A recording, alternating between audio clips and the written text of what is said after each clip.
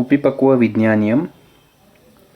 कुपीपक्व ये जो नाम है, ये दवाइयाँ जिस पात्र में बनाई जाती है उस पे से इसको नामकरण किया गया है, जो कि है कुपी। कुपी का मतलब होता है एक बॉटल। तो बॉटल जो कि कांच की हो सकती है, धातुओं की हो सकती है, मिट्टी की हो सकती है।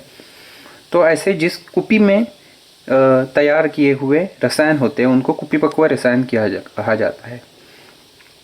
बहुत शुरुआत के रसग्रंथ में कुपीपक्व, पोट्टली, परपटी वगैरह ऐसे भेद नहीं दिखाई देते थे, लेकिन 11-12वीं शताब्दी के बाद जो कल्प सामने ज़्यादा करके आए उसमें ये प्रमुख 4 प्रकार देखने को मिलते हैं: खलवीय, कुपीपक्व, पोट्टली और परपटी।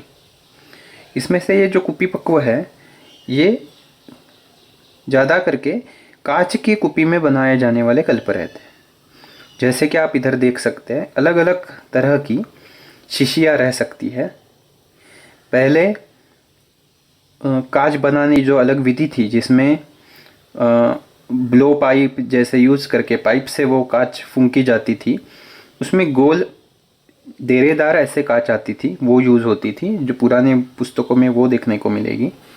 अभी ज़्यादा करके जो अलग अलग अल्कोहल मिलते हैं प्रिपरेशन, यानी वाइन, विस्की वगैरह, इनके जो अलग अलग कांच रहती है उसकी कुपियाँ ज़्यादा करके यूज़ में ली जाती है। जैसे आप इधर देख सकते हैं, ये विस्की वगैरह उसके लिए यूज़ होने वाली कुपी है। ऐसे कुपी जो ये बीच में है, ऐसी तरह की सॉस या सॉस जैसे चीज़ों के लिए आजकल यूज़ में होती है। और ये कुपी जो है ये शैम्पेन या फिर वाइन वगैरह के लिए यूज़ होती है। तो ऐसे अलग अलग कुपियाँ हम कुपीपक्व के लिए यूज़ कर सकते हैं। इसमें सबसे महत्वपूर्ण बात ये कांच की कुपी यूज़ की जाती है, क्योंकि रसायन बनने के बाद इसको फोड़ना पड़ता है और उसमें से रसायन बाहर निकालना पड़ता है, जो कि धातुओं के कुपी में आसान नहीं है। कांच की कुपी में वो आसान भी है। दूसरी चीज़, कॉस्ट में कांच बहुत कम आती है। और सबसे महत्वपूर्ण, ये रिएक्टिव नहीं रहती। कांच में जो रसायन बनाते हैं उसके रसायन में कांच का कुछ भाग नहीं आता। आप अच्छे से भेदन भी करोगे तो बिल्कुल भी कांच उसमें मिश्र नहीं होती। तो ये नॉन रिएक्टिव होने की वजह से भी कांच की कुपी यूज़ में लाती है। अभी कुपी कैसी रहनी चाहिए इसके बारे में जब हम देखेंगे, तो एक तो कुपी में 2 दोष बताए गए हैं। एक तो ग्रंथि और कोटर, इनसे रहित कुपी रहनी चाहिए। जैसे कि अभी इस कुपी में अगर आप ठीक से देखोगे तो इधर एक छोटी सी एक लाइन दिखेगी आपको, तो ये कोटर इसको कहा जाता है। अभी पहले जो फूंक के कांच बनाई जाती थी उसमें अगर ऐसे लाइन आती है तो उधर से वो ब्रेक हो सकती थी, इसलिए ये दोष बताया। आजकल की ये अच्छे तरीके से बनाई हुई कुपिया में इस दोष का इतना ज़्यादा तकलीफ नहीं होती। फिर भी ये अगर जॉइंट जैसे ये लाइन नहीं रहेगी ये दिखने वाली, तो अच्छा हो सकता है। और ग्रंथि ये जो बताया हुआ है वो बहुत बार कुछ कुछ कांच में बीच में बबल्स जैसे दिख सकते हैं, वो नहीं रहना चाहिए, जो उष्णता की वजह से एक्सपांड होके कुपी को फोड़ सकते हैं।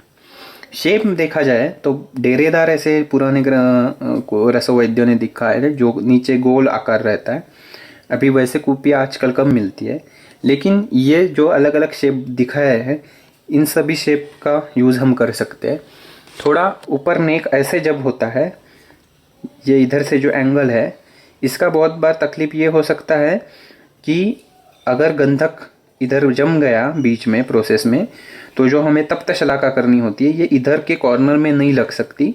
इसलिए कभी कभी थोड़ा सा तकलीफ हो सकती है, लेकिन इतना ज़्यादा तकलीफ इसमें है नहीं। ये जो है इसमें वो तकलीफ नहीं आती, शलाका ऐसे तिरछी अच्छे से जा सकती है, इसलिए ये कुपी ज़्यादा करके आजकल यूज़ होती है। इसमें उसकी तकलीफ़ नहीं है। ये कुपी बहुत बढ़िया रहती है कुपीपक्व के लिए। इसकी कांच बहुत घनी हार्ड रहती है और इसमें ज़्यादा करके अग्नि कम ज़्यादा हो गया तो कुछ तकलीफ़ नहीं आती और रिएक्शन भी नहीं ज़्यादा रहती। लेकिन इसका एक दोष है, ये नीचे देखेंगे तो ये कॉन्केव रहती है। इधर मिट्टी अच्छे से नहीं भरेंगे तो तकलीफ़ हो सकती है पचन में, लेकिन ये कुपी वैसे तो अच्छी रहती है।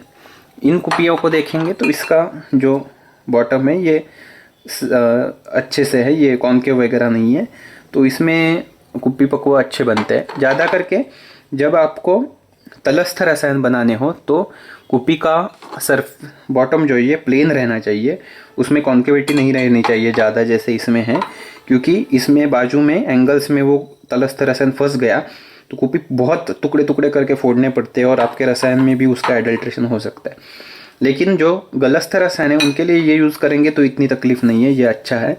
अभी ये जो कुप्पी रहती है थोड़ा सा टेपरिंग इसका, इसमें और इसमें ये एक फ़र्क है कि इसमें जब गलस्थ रसायन बनेंगे, मात्रा अगर कम रहेगी तो बाजू में लेयर में आपको रसायन मिलेगा, और ये जब उसका नेक छोटा होगा तो इसका फ़ायदा ये होगा कि छोटी लड्डी जैसे बहुत कॉम्पैक्ट ऐसे रसायन अच्छे से आपको मिलेगा, जो एक ही इसमें आप निकाल भी सकते हो अच्छे से, दिखने के लिए भी अच्छा होता है और एक ऐसे कॉम्पैक्टनेस रहता है तो पाक उसका अच्छा रहता है।